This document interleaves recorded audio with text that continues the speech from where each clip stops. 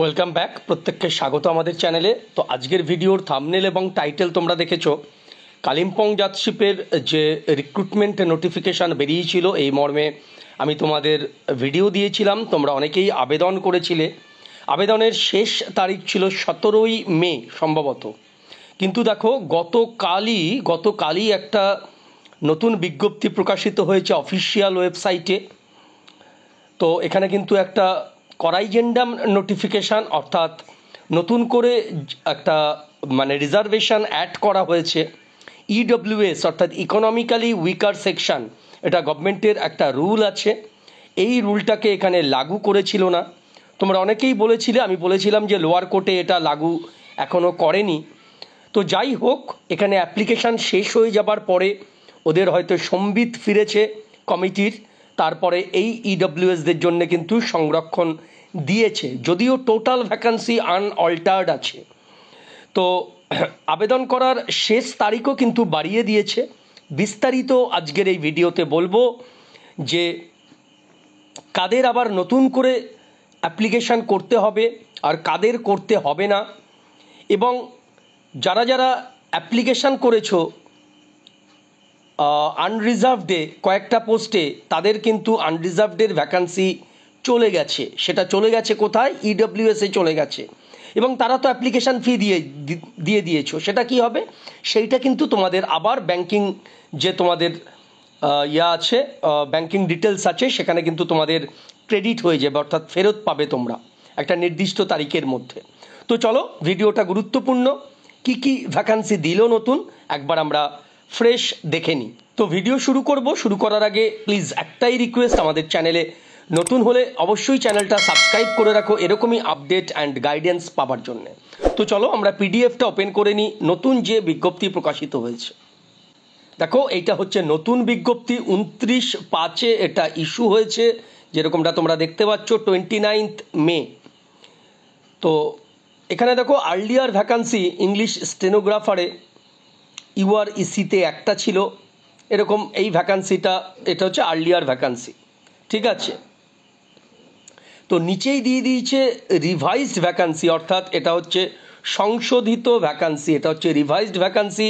দেখো, ইউআরইসিতে ইংলিশ স্টেনোগ্রাফারে আগে একটা ভ্যাকান্সি ছিল, সেইটা শিফট করে গেছে কিন্তু তোমার ইডব্লিউএস ইসিতে।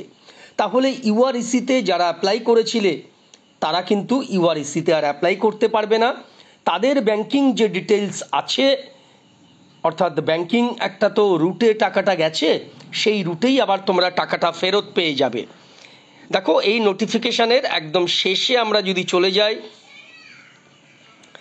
যে অ্যাজ নো ভ্যাকান্সি, দেখো এই প্যারাটা খুব ইম্পর্টেন্ট, সি নম্বর প্যারাগ্রাফ, এটা very important. As no vacancy for UR candidate is left for the post of English stenographer and night guard.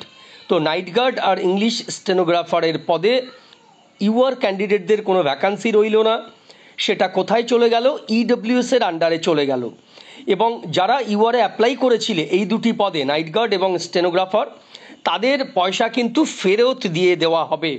এখানে কিন্তু পরিষ্কার লেখা আছে যে তাদের পয়সা ফেরত দিয়ে দেওয়া হবে 25/7/2024 মধ্যে। এবং নতুন করে অ্যাপ্লাই কাদের করতে হবে? নতুন করে অ্যাপ্লাই করতে হবে হচ্ছে যারা ইডব্লিউএস ক্যাটাগরিতে বিলং করে। দেখো, এখানে পরিষ্কার লিখে দিয়েছে যে candidates who have applied earlier need not apply, অর্থাৎ তাদেরকে কিন্তু অ্যাপ্লাই করতে হবে না। তাহলে কাদেরকে অ্যাপ্লাই করতে হবে? যাদের ইডব্লিউএস ক্যাটাগরি আছে তাদের নতুন করে আপলোড করতে হবে, ঠিক আছে। কত তারিখ অবধি লাস্ট ডেট? লাস্ট ডেট হচ্ছে 25 জুন অবধি লাস্ট ডেট। 25 জুন অবধি লাস্ট ডেট আছে। 25শে জুন অবধি লাস্ট ডেট, বিকেল 5টা অবধি। আগে ছিল 17ই মে পর্যন্ত, ঠিক আছে। একটা ইম্পর্টেন্ট একটা পয়েন্ট বলে দিয়েছে, বি পয়েন্টটাও পড়ে নেবে।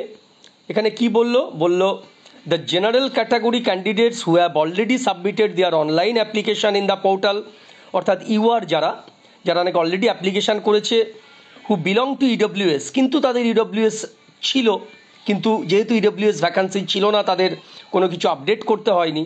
তো তাদের কিন্তু এডিট অ্যাপ্লিকেশান গিয়ে তাদের কিন্তু ইডব্লিউএস যে সার্টিফিকেট, সেটা কিন্তু স্ট্যাটাসটা চেঞ্জ করতে হবে। এবং যদি কোনো ক্যান্ডিডেট ইডব্লিউএস হওয়া সত্ত্বেও এই এডিট না করো, তাদের কিন্তু শুধু ইউআর হিসাবেই ট্রিট হবে এবং তাদেরকে কিন্তু ইউডব্লিউএস হিসাবে ট্রিট হবে না, এটা কিন্তু তোমরা মনে রাখবে। তো এই পুরো নোটিফিকেশানের পিডিএফ লিঙ্ক আমাদের টেলিগ্রাম চ্যানেলে দিয়ে দিচ্ছি। টেলিগ্রাম চ্যানেলে কিভাবে জয়েন করবে, টেলিগ্রাম চ্যানেলের লিঙ্ক এই ভিডিও ডেসক্রিপশানে চলে যাও, যেখানে মোর লেখা থাকে না, সেই মোরে গিয়ে ক্লিক করো, তোমরা ডেসক্রিপশান দেখবে। তো ডেসক্রিপশান থেকে জয়েন করে যাও, এই নোটিফিকেশানটা যেটা মানে রিভাইসড নোটিফিকেশান এটা তোমরা পেয়ে যাবে। এবং ইডব্লিউএস ক্যাটাগরিতে যে এক্সামিনেশান ফি রাখা হয়েছে, স্টেনোগ্রাফারের ক্ষেত্রে 320, এলডিসির ক্ষেত্রে 280 এবং গ্রুপ ডি অর্থাৎ পিওন ফরাস নাইট গার্ডের ক্ষেত্রে 160 টাকা। এই চার্টটা তোমরা ফলো করবে। তো কাদেরকে নতুন করে অ্যাপ্লিকেশান করতে হবে? যাদের শুধুমাত্র ইডব্লিউএস আছে, এক্সেপ্ট ফর ইডব্লিউএস, অর্থাৎ যারা যারা ইডব্লিউএসে বিলং করছো না তাদের কিন্তু নিড নট অ্যাপ্লাই, অর্থাৎ তাদেরকে আর অ্যাপ্লাই করতে হবে না। সুতরাং ইডব্লিউএস ভ্যাকান্সি কিন্তু চলে আসলো। আমি জানি না বাঁকুড়া আদালত কী করবে, অ্যাজ অ্যান হোয়েন বাঁকুড়াতে কিছু দেবে মডিফিকেশান, আমি অবশ্যই তোমাদের আপডেট দেব। তো চলো, আর যারা যারা আমাদের স্টাডি মেটেরিয়ালস নিতে চাও, স্টাডি মেটেরিয়ালসের জন্য নিচে ডিসক্রিপশান বক্স ফলো করো। ইংলিশ, বেঙ্গলি অ্যান্ড জিকে আপাতত পাওয়া যাচ্ছে। ম্যাথসেরও একটা ইম্পর্টেন্ট কম্প্যাক্ট একটা স্টাডি মেটেরিয়াল আনছি, একটু দেরি হচ্ছে, তবে সেটা কিন্তু খুবই ইউজফুল হবে।